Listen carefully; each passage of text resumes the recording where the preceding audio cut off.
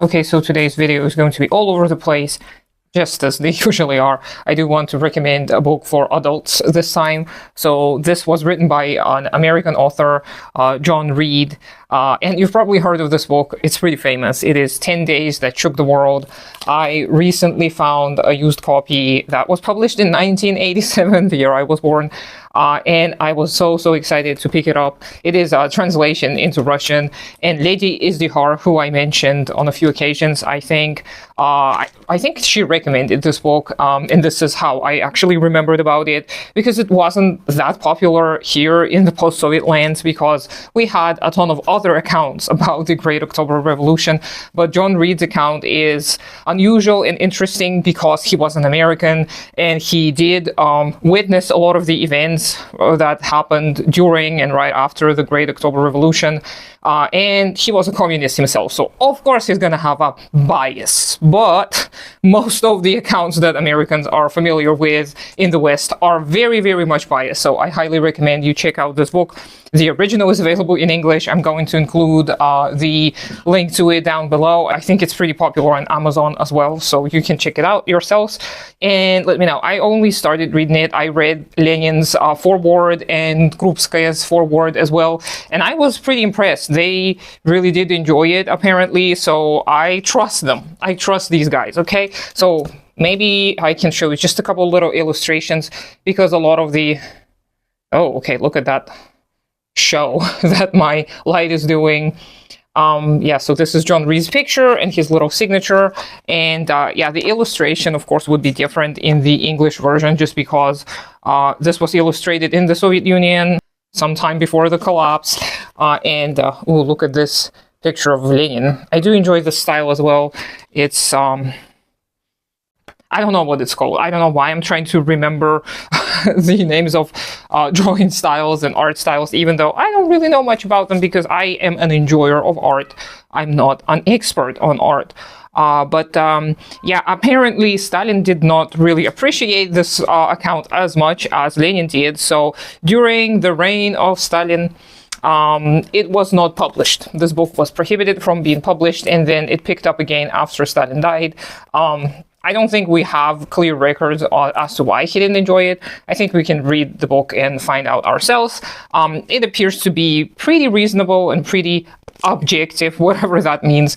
Of course, John Reed, just as any person, would have his own biases and his own projections. And of course, he saluted Bolsheviks in the emerging USSR because he was a communist. And imagine how exciting these times must have felt to be participating in. Of course, there had been a lot of terrible things happening as well. Civil war was no joke. It was not a fun occasion, but I still think it was a very exciting time to be alive. I'm very much looking forward to reading this book. If you do decide to read it as well, let me know. But this is not what I really wanted to talk to you about. I don't really have a plan or agenda. I'm very scatterbrained. I think I've hit another burnout phase, and I'm laughing because I am tired of crying every day and feeling like I can't do anything. I am doing so many things, yet I feel like I'm not doing anything. And that's very common, not only for neurodivergent people, but for all people, because capitalist ideology convinces us that unless we are working for someone else and earning the money, then we're useless, and whatever efforts we put into our own life and the improvement of other people's life, it doesn't matter. If we don't have anything material behind it, then it doesn't matter. We may be helping a ton of people, we may be inspiring a ton of people, we may be spending very meaningful time with people. It doesn't matter under capitalism. Only resources, accumulation of goods, this is what matters to the capitalist ideology, and you all know this. The weather also has a huge impact on me. I've always been very much affected by the weather, and nowadays it's getting out of hand. We've never had a summer that was as rainy as the summer this year. We get pretty bad thunderstorms almost every single day. For almost the entirety of May and June, we would have a few days in a row with pretty severe thunderstorms. We even had one of the towers. I will try and find a video because somebody was able to film how the tower was hit by a lightning. And I think that's a pretty impressive thing to see. So if I find a video, I will insert it here. If I don't find it, then I'm just wildly gesticulating as I usually do, and no one will be surprised. I've really been feeling under the weather because it gets really incredibly hot. And kind of humid feeling, even though our place is very dry. We live very far away from water sources, so our climate is very dry.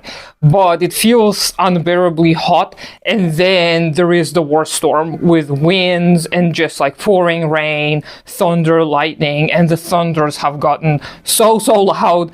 Early in the morning, sometimes I wake up thinking the war started just because of how terrible the thunder sounds, but it's not the war, it's just the weather. And I know that every single region of the world has been affected by the climate change, by the changing weathers. And as we all know, it's only going to get worse. So I am trying to wiggle in some meaningful activities in my life while I still can. I am not doom prepping, I promise I'm not, because I'm not preparing for anything because I don't have any extra resources.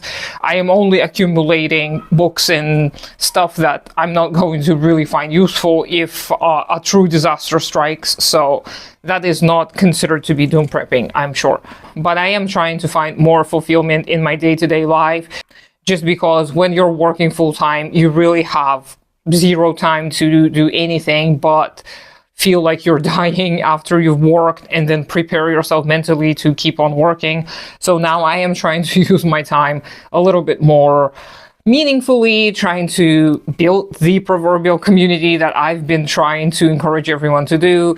It's going fine. Of course, I'm not used to communicating with people and trying to become friends with people and trying to earn people's trust, just because I've never had to do that before, aside from when I was very young. And everybody knows how difficult it is to make meaningful connections when you grow a little bit older, because everyone has their own business to take care of. Everybody has a family. So it's a little bit harder to find common ground with a lot of people. But I am trying my best, and we have had this literature club going on for a couple months now. It's going pretty strong. I am going to be trying new things soon. I don't know how they will go, but it is interesting to be learning a lot of these things kind of from scratch and realizing just how much the modern capitalist lifestyle is unsustainable, and it's not possible to combine, socializing and having a job and having meaningful hobbies and taking care of your house and having pets and doing activities that are necessary for your body. All of these things you cannot do. You can only do a little bit at a time, and when you work full time, this is nearly impossible to accomplish it all. So a lot of people are suffering because of this, and I am, of course, very grateful that I have this little bit of privilege where I can not work for some time, or work less at least, and have a little bit of a glimpse at what life could be like, even though I'm so riddled with shame and guilt because I'm not as productive as I could have been. Of course, I know that I've already hit a couple of burnouts in the last couple of years, and feeling another one approaching. I just know that I have not learned my lesson from the previous burnouts. I am still trying to push and push and push. And I know that my body is just going to do something to me to stop me, right? Like, I did get very sick during a burnout before, and I was forced to take a break and not really do much. But now I'm kind of doing the same thing, trying to push my limits. So don't do this to yourselves. I am trying to slow down. I am trying to find joy, just as I shared with those children's books. It is something that I can just do on my own without many demands, even though I am turning it into a demand as well by planning how I'm going to host a reading club for children. So this is a very common pattern, I believe, for people with CPTSD or any kind of developmental trauma, that they are turning their hobbies and things they enjoy into demands and into responsibilities. And I'm laughing at this because it is funny. Like, why would I want to ruin life for myself? Oh well. And when you read about some of these things like building community, making meaningful connections with people, it sounds really nice and fancy, and you feel very serious writing it down and writing it down as a goal, right? Like, I should be making meaningful connections with people and building community. But in real life, when you start doing that, it's like making friends, right? It's like talking to people, getting to know them, seeing if you can trust them, seeing if you have some common ground, seeing if you share any values. And this may be a very fun and pleasurable activity, depending on the group of people, of course. And I think one of the reasons why there is this demand in the English-speaking world, at least, or the Western cultures, there is this pressure on calling it something fancy like community building, and not just making friends. Because when you call it just making friends and just hanging out and just chatting, it is not only infantilizing, it is also womanizing many of these activities. And we know how in the capitalist ideology, because of patriarchy, women are universally hated and disliked, and everything that is associated with women and their activities is met with disdain. And this is what I think has been a huge issue in my life as well. My upbringing was kind of masculinizing, and I'm not saying it, and I'm trying to say it without putting too much negative or positive connotation into it. It was kind of the thing that was very common. A lot of the emphasis was put on intellectual development and suppressing your feelings and not being frivolous. So a lot of the more infantile hobbies were looked down upon, and more serious and mature hobbies like reading were very much emphasized.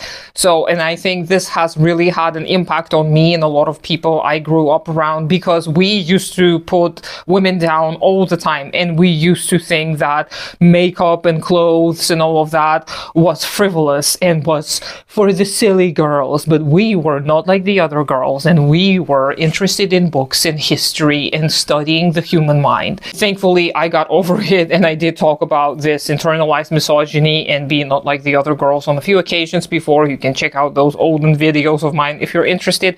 But I am kind of reconnecting with these parts of myself, and I do encourage everyone to look into it, because without building a community, you cannot build a movement of any kind. And in order to build a community, you have to make friends, right? And I'm putting it in quotation marks is because you don't have to like the people in all their aspects of being. You have to be able to get along with these people, and you have to share some common values and goals. Of course, that has implications that perhaps there will be conflict, but learning to deal with that conflict is essential for the development of this future community and this future movement.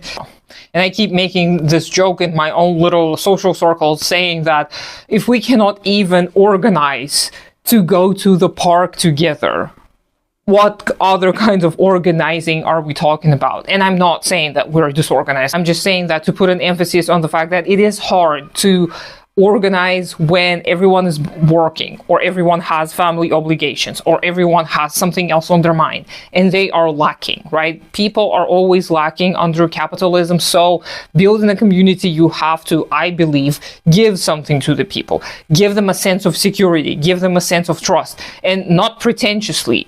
Actually try and listen to people and be there for them, be helpful, listen to them. I already said that, I think, because I'm not a very good listener, so I keep on putting emphasis on things that I'm not good at myself. But without building this essential friendship-like relationships with people, we won't be able to propel the movement forward. So yeah, I realize this video has been all over the place. I don't even know what I'm gonna title it, but I'll think of something. Do let me know how you've been doing. It is essential that you take care of yourself and your community. I hope you have a great day today. Consider supporting me on Patreon, and I'll talk to you sometime later.